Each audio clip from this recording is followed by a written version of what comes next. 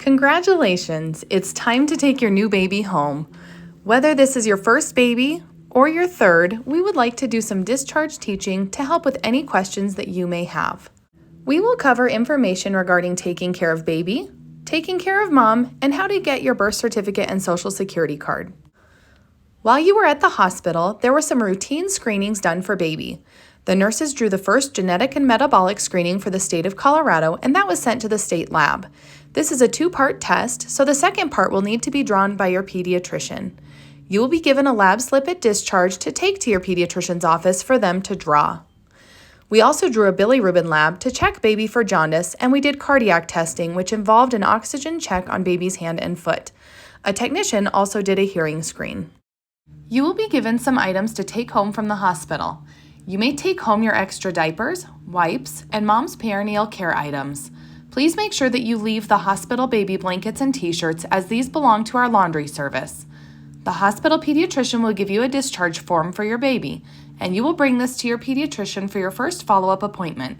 You will also receive a souvenir copy of your baby's footprints and their crib card. Watch for your baby's feeding cues. These may include fingers and fists in the mouth and smacking of their lips. Crying is a late sign of hunger. If you can catch baby when they start showing these earlier cues, it may be easier to latch them and have a good feeding. If you are breastfeeding your baby, the goal is to breastfeed every 2 to 3 hours or 8 to 12 times in a 24-hour period. Do not have more than a 5-hour gap between feedings. Do this until your pediatrician tells you that longer gaps between feedings are okay. Remember to offer both breasts and to burp your baby between breasts when switching sides. If you are formula feeding your baby, you should be feeding them every 3 to 4 hours with no more than one 5-hour gap between feeds. Do this until your pediatrician okays spacing feedings out more. Burp baby partway through taking their bottle and then after. Cluster feeding is when baby suddenly starts eating more frequently in clusters. This is very common on the second and third day of life and often occurs in the evenings and during growth spurts. This cluster feeding can stimulate an increase in your breast milk. Babies should have 3 to 4 wet diapers and at least 1 to 2 stools per day in the first days of life, whether they are breast milk or formula fed. By day 5 of life, you should be seeing 5 to 8 wet diapers and 3 to 4 stools every 24 hours. Sometimes formula-fed babies do not stool as often. Check in with your pediatrician with any questions or concerns. Sponge bathe your baby until their umbilical cord stump falls off. If baby is a circumcised boy, continue to sponge bathe until the circumcision site is healed. Newborns rarely sweat or get dirty enough to need a full bath every day. 3 baths per week during the first year of life may be enough. Bathing more frequently can dry out your baby's skin. A spontaneous additional bath may be needed if they spit up or poop. You can pause the video on this slide if you need full instructions for sponge bathing your baby. The American Academy of Pediatrics website, healthychildren.org, is a wonderful resource to search for further information regarding care of your newborn. Once you are tub bathing your baby, the water temperature should not be above 100 degrees Fahrenheit. If you do not have a thermometer, check the temperature with your elbow or the back of your hand. The water should feel warm, not hot. Remember to never leave your baby alone in the bath or around water. When taking your baby's temperature, follow these simple instructions. Lift your baby's arm and place the smaller end of the thermometer well into their armpit. Lower your baby's arm and hold it close to their body and press the start button. Keep your baby's arm down and the thermometer in place until the thermometer beeps. A temperature above 100.4 degrees Fahrenheit in a newborn is an emergency. Call your pediatrician. Your baby may develop a newborn rash. This is very common and usually appears within the first few days after birth. It consists of multiple red splotches on their body with yellowish white bumps in the center, which come and go in the days after birth and should resolve in about a week or so. No treatment is needed, just time. Please consult your pediatrician for any questions or concerns. Jaundice is caused by a buildup of bilirubin in your baby's system. This buildup can cause a yellow hue on your baby's skin. Bilirubin levels have been monitored here in the hospital and may continue to be monitored by your pediatrician. If necessary, your pediatrician or provider may ask you to supplement with pumped breast milk or formula to hydrate baby so they will pee and poop more efficiently. If you have a little boy, you may have chosen to circumcise him. Your nurse has instructed you on care of the circumcision site. If you have questions or need further instructions, please ask before discharge. Remember to get additional petroleum jelly for circumcision care at home. Sleep safety is very important for your newborn. The American Academy of Pediatrics urges parents to make sure that baby sleeps on a flat, not inclined surface during sleep, and they do not recommend bed sharing. Always put your baby on their back to sleep. Be sure that there is nothing in the crib but a tight-fitting sheet and your baby. It is important that you never shake your baby. Crying is their way of communicating. Know your limits. Put your baby in a safe place and walk away if they are crying inconsolably and you need a break. Babies ages newborn to 1 year, especially during the 2 to 4 month range, are at the greatest risk of injury from shaking. Shaking them can trigger the whiplash effect that can lead to internal injuries, including bleeding in the brain and/or eyes. Knowing when to call the baby's doctor is also important. These few things will help you decide if a call is warranted. If your baby has consistent or inconsolable crying, if they are vomiting or have diarrhea, if they refuse to eat 2 feedings consecutively, if they are unusually sleepy, lethargic, or hard to wake, if they have difficulty breathing, or if their temperature is 97.8 degrees or less or 100.4 degrees Fahrenheit or higher. You may also call your baby's doctor with anything that you are concerned about. Let's move on to taking care of mom. The uterus will begin shrinking back to pre-pregnancy state immediately after birth. Mom may feel some cramping as this process takes place. This is often felt more intensely when baby is nursing. Mom will continue to bleed for several weeks after giving birth. This will taper off in amount and begin to get lighter in color.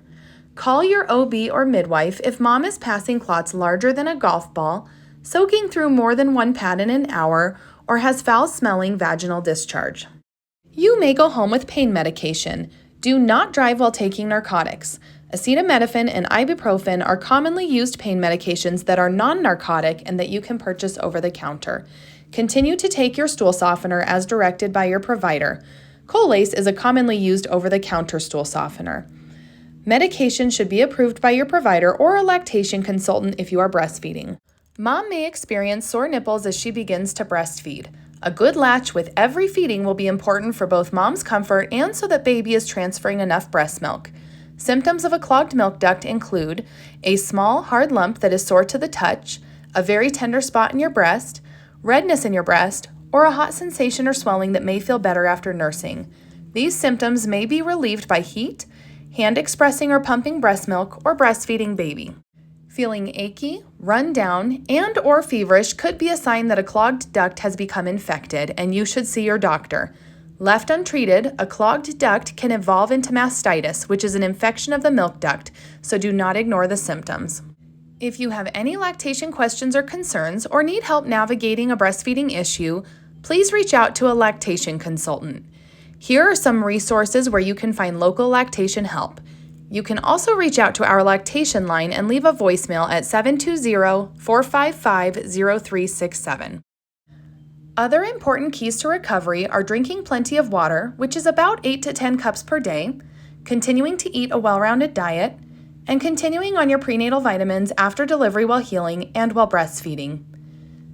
You have been instructed to use a lidocaine spray and witch hazel pads to help with discomfort and healing if you had an episiotomy or any vaginal tearing. These can both be bought over the counter. Do not continue using ice packs at home unless you have been instructed to by your OB provider. Any stitches that you do have after a vaginal delivery will dissolve on their own. To reduce urinary stress and incontinence and to strengthen your pelvic floor after childbirth, Kegel exercises can be done. Repeatedly contract and relax the muscles that form part of the pelvic floor. It is recommended that nothing be put in the vagina for 6 weeks after delivery. This includes intercourse and the use of tampons. If you had a C-section, there are a few things that you will need to know. You will typically have a follow-up visit with your healthcare provider at both 2 weeks and 6 weeks postpartum. Watch your incision for signs of infection, which include severe abdominal pain or pain at the incision site that doesn't go away or gets worse, redness, swelling, or foul-smelling discharge from the incision site, a fever higher than 100.4 degrees Fahrenheit, or foul-smelling vaginal discharge. If you have steri strips, they will fall off on their own within the next several days. If you have external stitches, your provider will likely remove them at the 2-week postoperative visit. You may shower, Pat the incision dry after showering. Do not lift anything heavier than baby until returning to your healthcare provider and receiving further clearance from them. Do not drive while taking narcotics. After surgery and even after a vaginal delivery, constipation can be a common complication. There are some things you can do to prevent constipation. Eat plenty of leafy green vegetables and high-fiber foods, as well as iron-rich foods. Drink plenty of fluids, specifically warm or lukewarm fluids, and prune juice can be particularly helpful. Make sure you are moving and walking intermittently throughout the day. This can also help relieve gas and bloating. Make sure you do take some time to rest. And finally, relax. Anxiety can lead to constipation. Make sure you relax and take your time in the bathroom. You have gone through a huge physical and hormonal shift during and after childbirth, and your body will shift from pregnancy hormones to lactation hormones. The postpartum baby blues may occur about 2 to 3 days after childbirth. Some women begin to feel depressed, anxious, and upset. They may feel angry with the new baby, their partners, or their other children. They may also cry for no clear reason, have trouble sleeping, eating, and making choices, or question whether they can handle caring for a baby. Postpartum depression can also affect women after childbirth. Women with postpartum depression may have intense feelings of sadness, anxiety, or despair that prevent them from being able to do their daily tasks. Reach out to your healthcare provider if you feel like you are experiencing these symptoms. If you ever feel like harming yourself or your baby, call 911 immediately.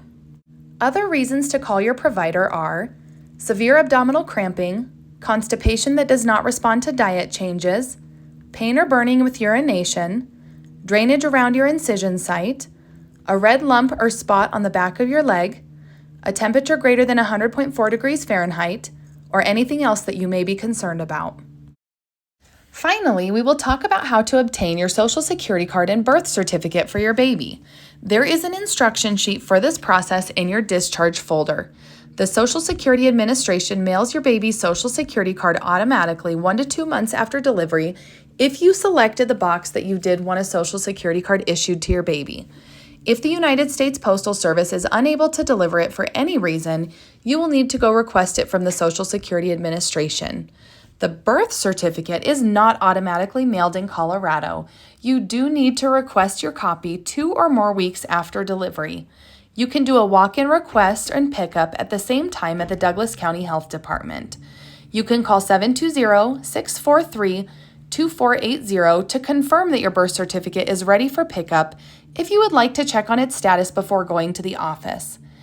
If you filled out an acknowledgement of paternity form, the birth certificate can take longer to process, so please do call the number above before going to pick up your birth certificate if you filled out an acknowledgement of parentage form. Please feel free to call our birth concierge with any non-medical questions or concerns that you may have after taking baby home. Any medical questions need to be directed to your OB provider or midwife or pediatrician after delivery. Congratulations! Taking your baby home will be an exciting time in your life. It has been an absolute pleasure here at Castle Rock Adventist Hospital to take care of you.